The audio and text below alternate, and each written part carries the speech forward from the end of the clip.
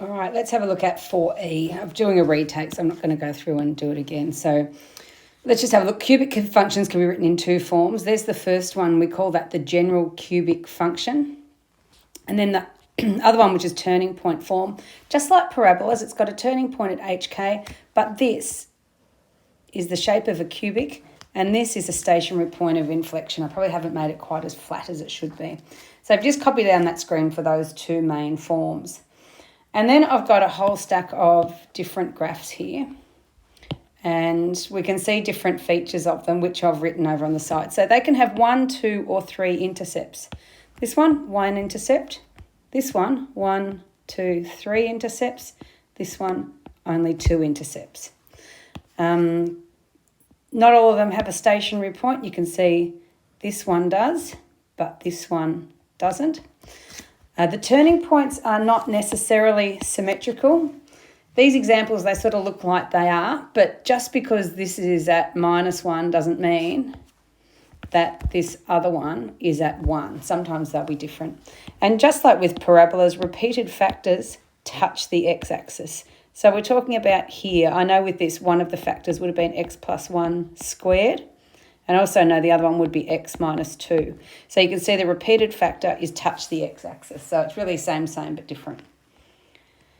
So with this one here, we're asked to draw it on our calculator. So what I suggest you do is define f of x as this.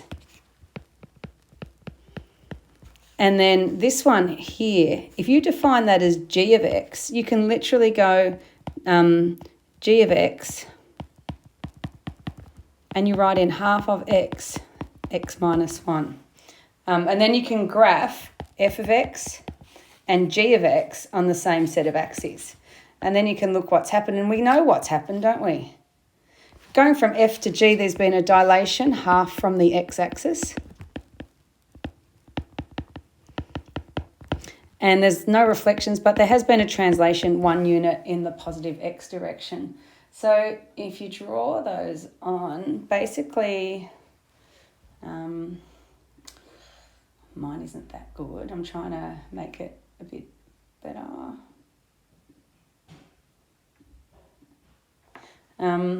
What have I got? I sort of drew it. The first one is because I've done it in yellow, I'll do it in yellow. So the first one looks like this. And you can mark on those turning points because that's what you've been asked to do. So it's 2.52, 1.88, and 2.52 minus 61.88. So they're not necessarily symmetrical, are they? Even though it's 2.5 above and below, the y coordinates are different. And then if you think what happens with this next one, dilation half from x and then gets shifted across. So the first thing it does is goes half as far up, and then it gets moved across. So it ends up sort of looking like, sort of meets here. Sort of like that. And then you can mark on those turning points here, but you can get them from your calculator. Yours might be even better than mine if you're not in such a rush.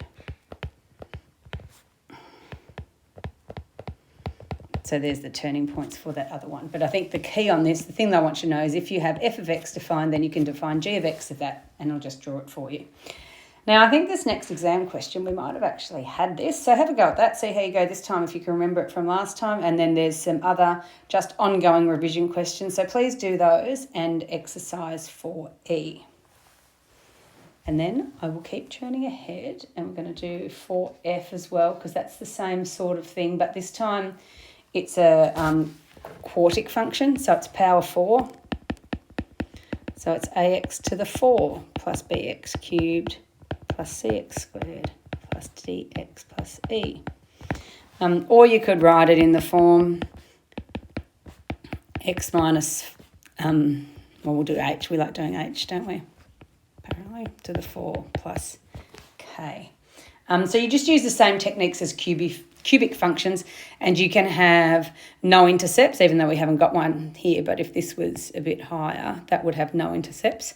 Or you can have 1, 2, 3 intercepts, 1, 2 intercepts, 1, 2 here. So you can have between 0 and 4,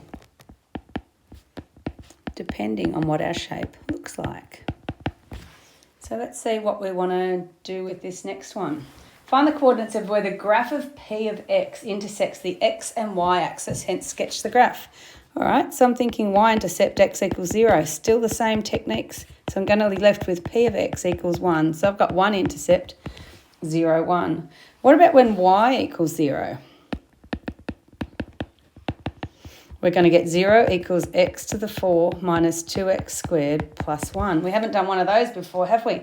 But what we have done is quadratic. So I can say let a equal x squared. Then this becomes a squared, because a squared will be x to the 4 minus 2a plus 1. And that is something we can factorise. Factors of a that multiply to positive 1 and add to negative 2, or a repeated factor. So it tells me that a equals 1.